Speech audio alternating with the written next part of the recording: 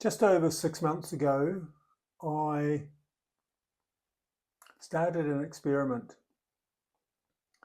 And in this experiment, I decided to keep a record of every dollar I spent.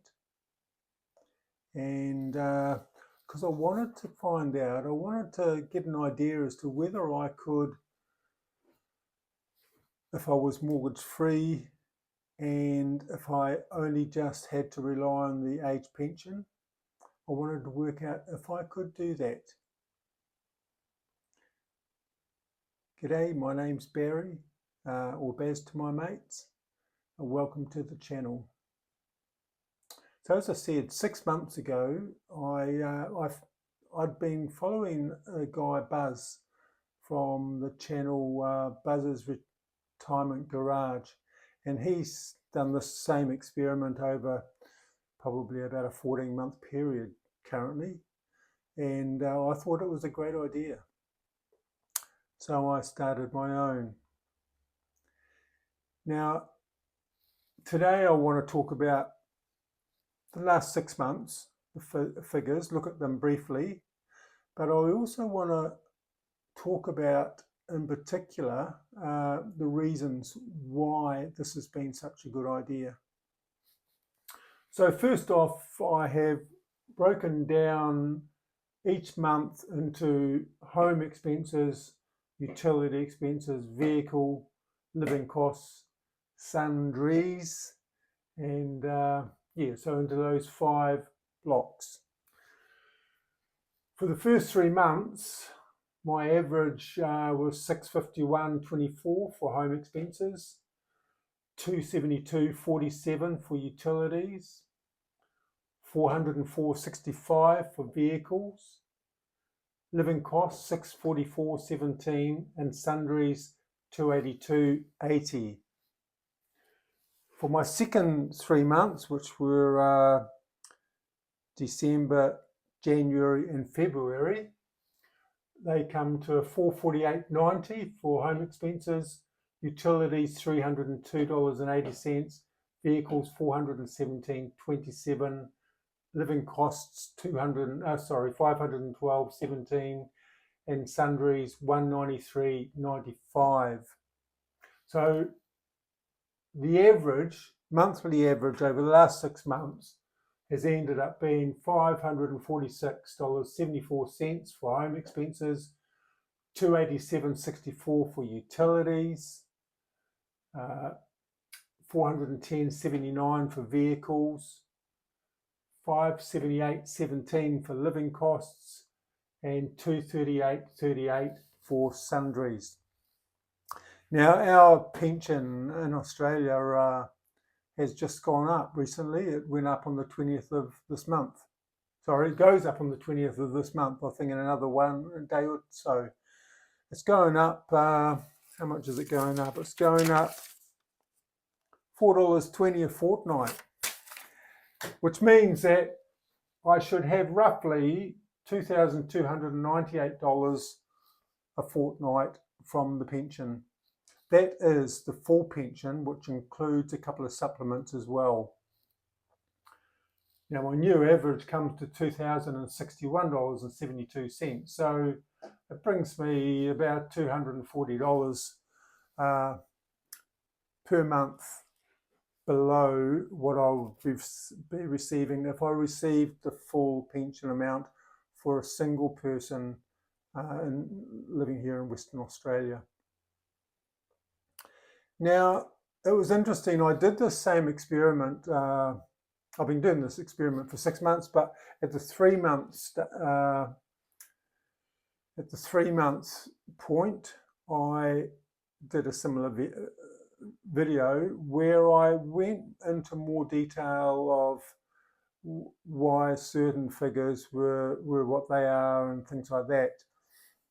But it was interesting because I got a few comments on that video, and one of them was from a guy called Oliver, and he said the video has some interest, that is, can or how can pensioners live on fixed personal pension income, but I don't think people are interested in the minute detail of a person's individual budget, as we all have a budget.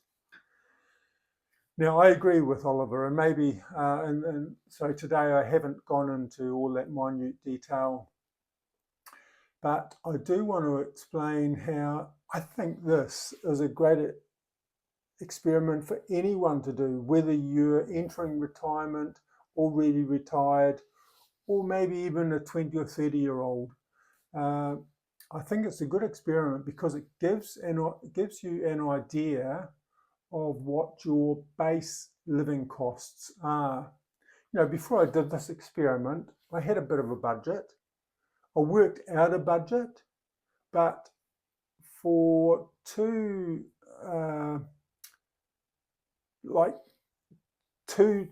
segments of my budget weren't that accurate. And one was living costs, and I think the other was vehicle costs. A lot of the others are fairly fixed, you know, and so it was easy to work out what they would be. But keeping an accurate record of what I spend on groceries every week, what I spend on petrol, vehicle maintenance, services, house maintenance, all that type of, keeping a record of what you do spend on those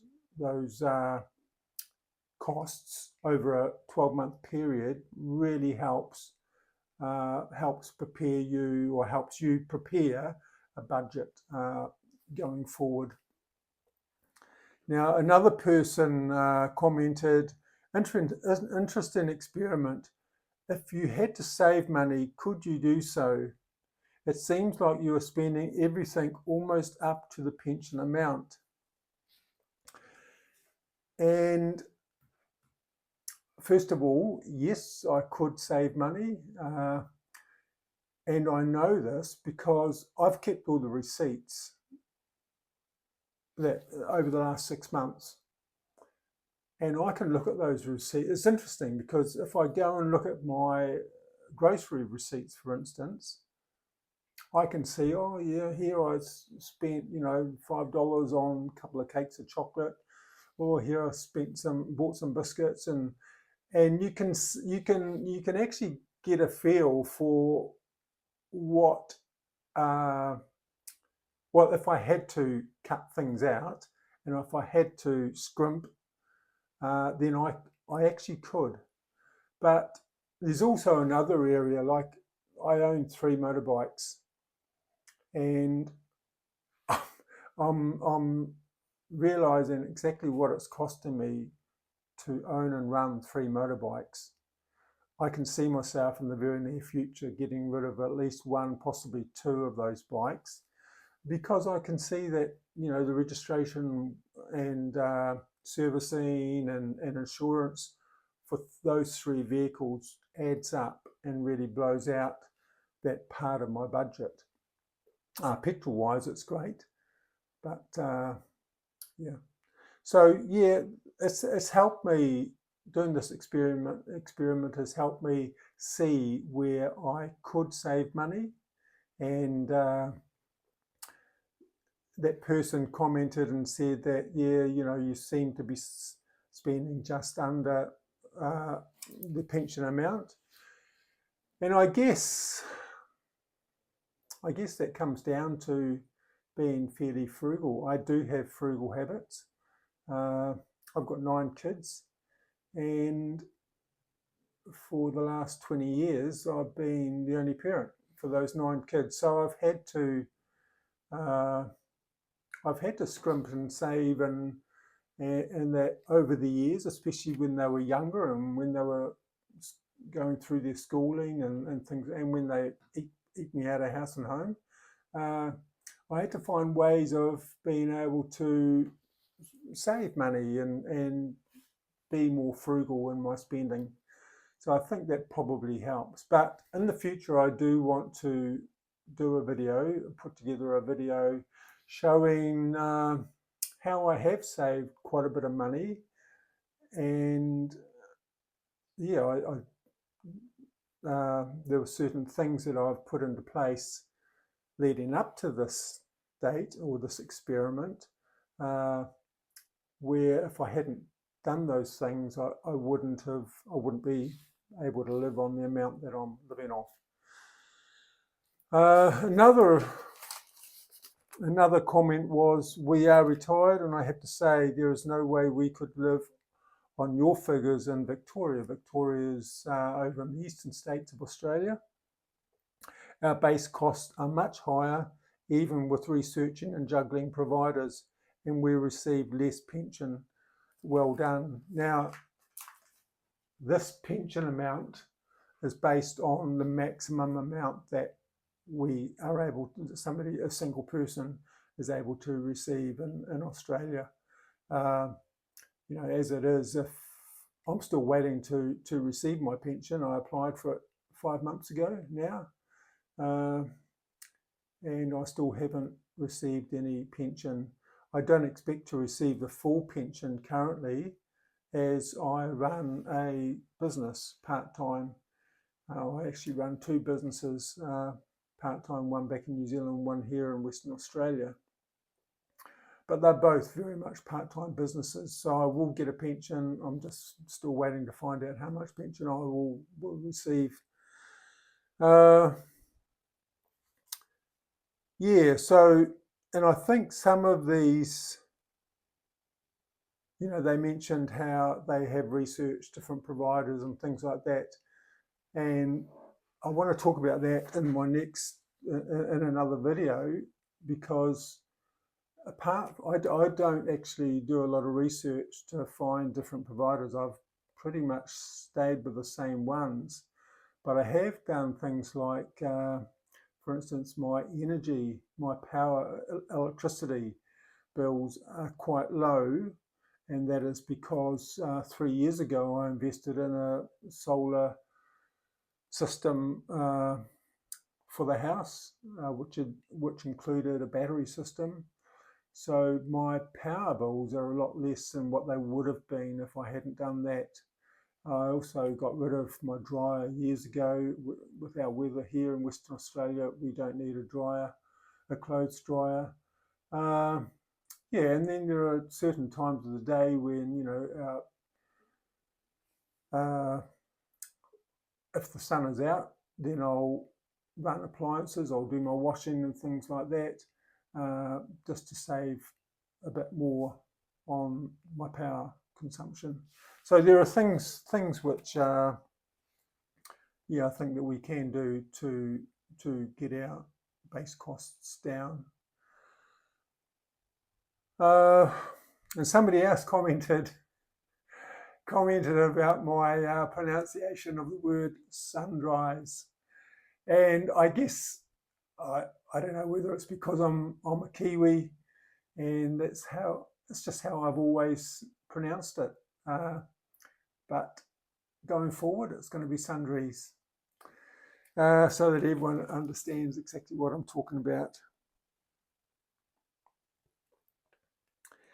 Now, the benefits of running this experiment, as I said, it gives me a baseline to work out a budget going forward. I can actually see where I could save money in the future, and I can also see where I probably need to spend a bit more money going forward. And one area in particular I've noticed is the amount I spend on maintenance around the home. And I know my kids are on to me every now and again about fixing this and replacing that, and that probably got quite a good point. I probably should, especially now while I'm still running a bit of a business, do some more maintenance on the home, so that when I haven't got the business and I won't have as good an income, then some of those things won't be required. Doing a budget like this, or an experiment like this, it's helped me drill down and analyze every dollar I've spent. Now, I kind of look at it a bit like running a business. If I run a business, I want to know what my costs of running the business are. I want to know what my profit margins are. And I think doing an experiment like this helps us see those things clearer as well. It helps us see whether we are going to be in the red, whether we have to find a part-time job to bring in more income to cover the costs, or maybe start a side hustle, or maybe draw down from our super. So they are the benefits. I think they're probably the greater benefits that I can see from running an experiment like this. I hope you've got something from this. I'm not going to continue to do a monthly evaluation unless people ask, but I will certainly do another evaluation at 9 and 12 months just to see how we're going. You know, there are certain expenses, like when I talked about the motorbikes, I know I spent over $600 on repairs to one of my bikes, but that was further back, just before I started this experiment. So I feel that doing it over 12 months gives us a good range and gives us a good kind of look into what a normal year or a normal month may look like. Anyway, thanks very much for watching. If you got something from this, please like it, and maybe if you've got any comments to make, I'd be very interested in hearing your comments and maybe your own experiences. Thank you very much. Bye.